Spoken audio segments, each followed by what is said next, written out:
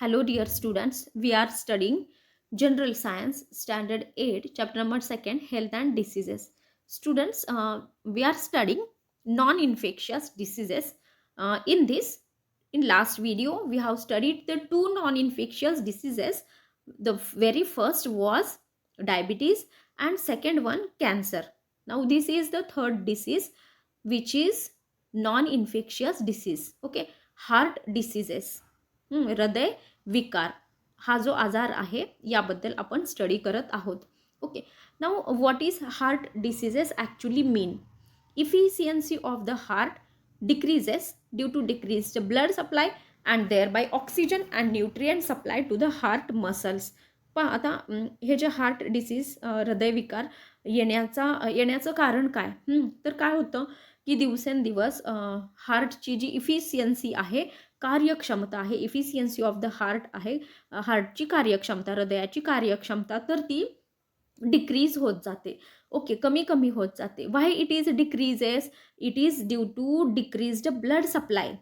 आपल्या हार्टला जे ब्लड सप्लाय रेग्युलरली होत असतं, तर तो जो रेग्युलर हार्ट सप्लाय म्हणजे ब्लड सप्लाय आहे हार्टकडे, तर त्याच्यामध्ये जर कमतरता आली, ते डिक्रीज झालं ब्लड सप्लाय, तर त्यामुळे त्याच्यामध्ये जो ऑक्सिजन आहे आणि त्याच्यामध्ये जे न्यूट्रिएंट्स आहेत की जे हार्ट मसल्सला रेग्युलरली मिळत असायचे, ओके, ते मग डिक्रीज ब्लड सप्लायमुळे मिळत नाहीत.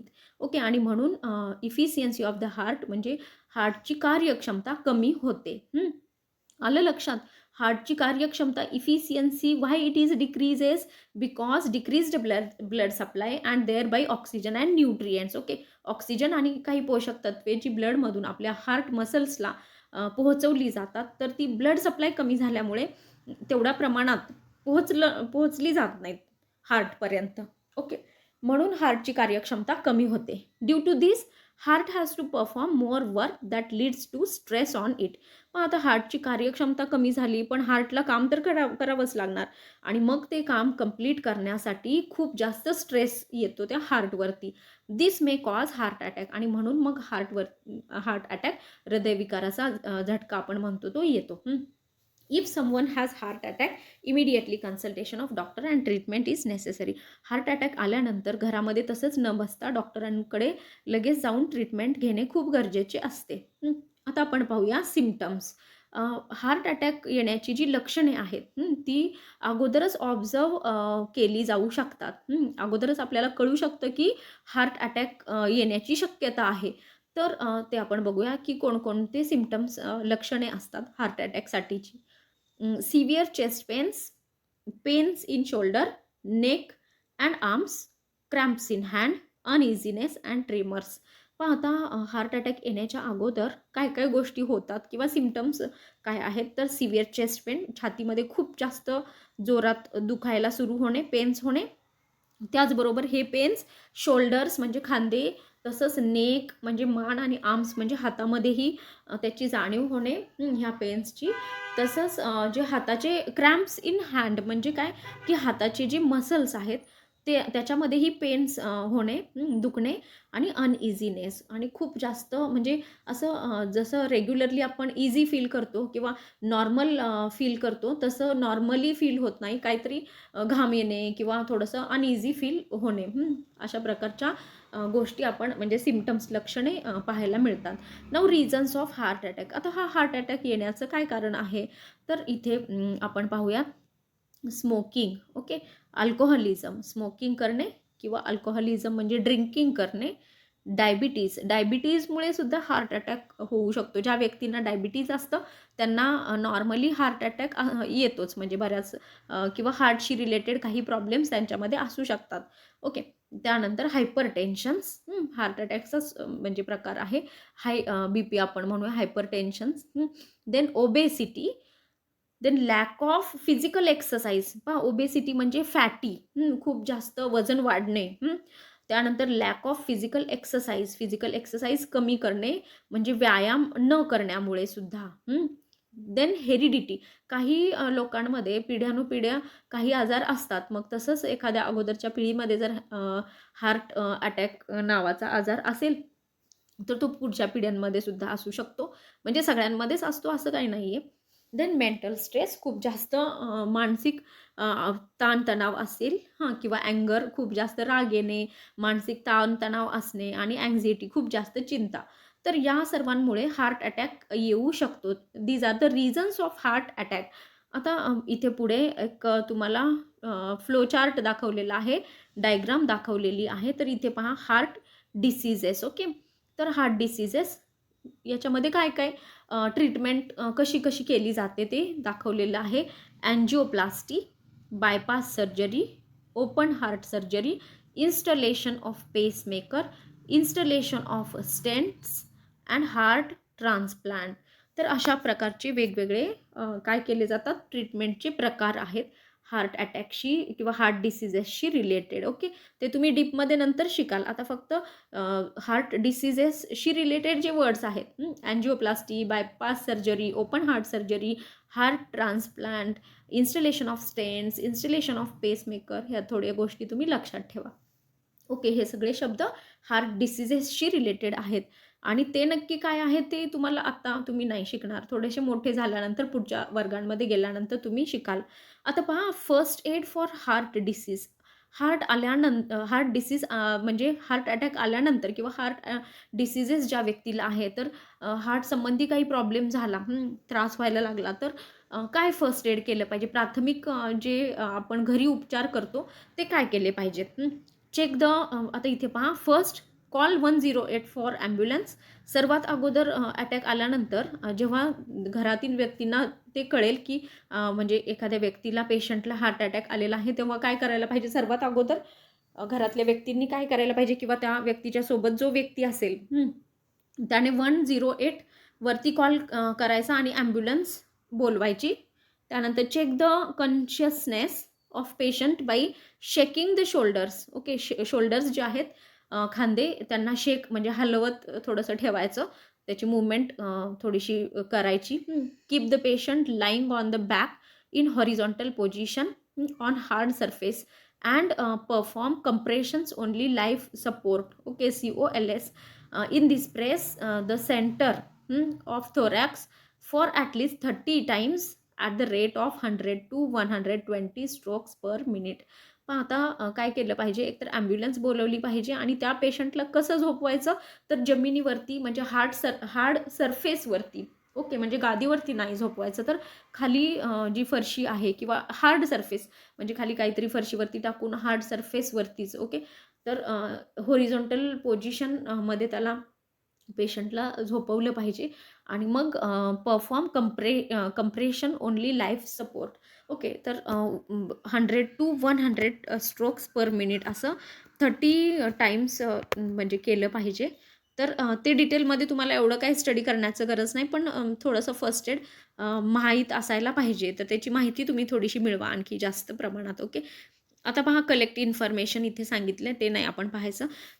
मिसयूज ऑफ मेडिसिन्स खाली आपण पाहतोय, misuse of medicines.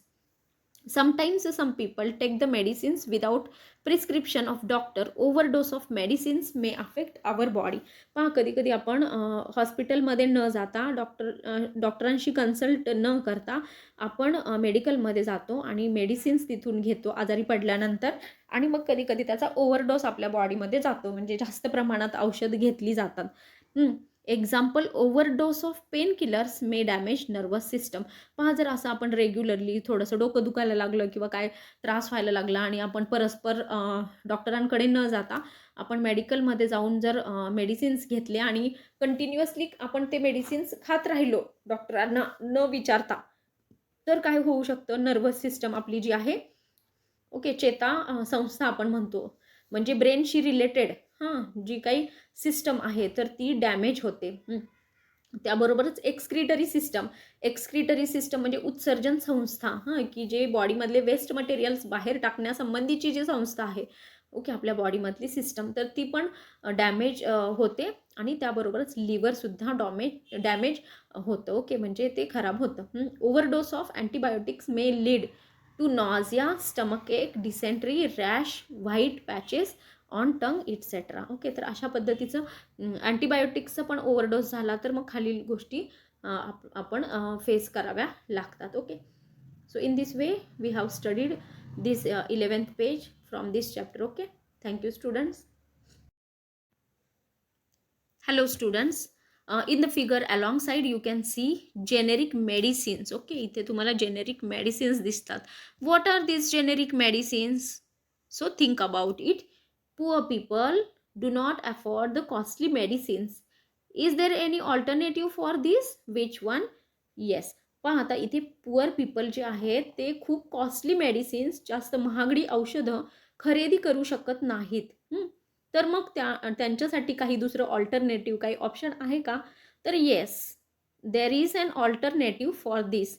Which one is that alternative? That alternative is generic medicines. पहा, खूप जी गरीब लोक असतात त्यांना नॉर्मली महागडी औषधं खरेदी करू शकत नाहीत ते. मग त्यांच्यासाठी दुसरं काय ऑप्शन, काय ऑल्टरनेटिव्ह आहे का? तर येस आहे.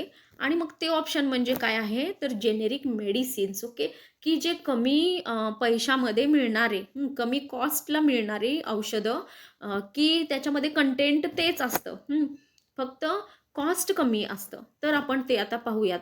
Okay, generic medicines. Generic medicines are also known as general medicines. Generic medicines ला अजून दुसरं नाव काय आहे? General medicines. These are manufactured and distributed without any patent. Okay, patent. आता पहा, म्हणजे हे जे जेनेरिक मेडिसिन्स असतात, तर ते मॅन्युफॅक्चर करणारा मॅन्युफॅक्चरर नसतो किंवा डिस्ट्रीब्युटर सुद्धा नसतो. ते विदाऊट डिस्ट्रीब्युटरच्या किंवा पेटेंट त्याचं नसतं. विदाउट पेटेंट हे मेडिसिन्स तयार केले जातात, पण कंटेंट मात्र तेच असतं.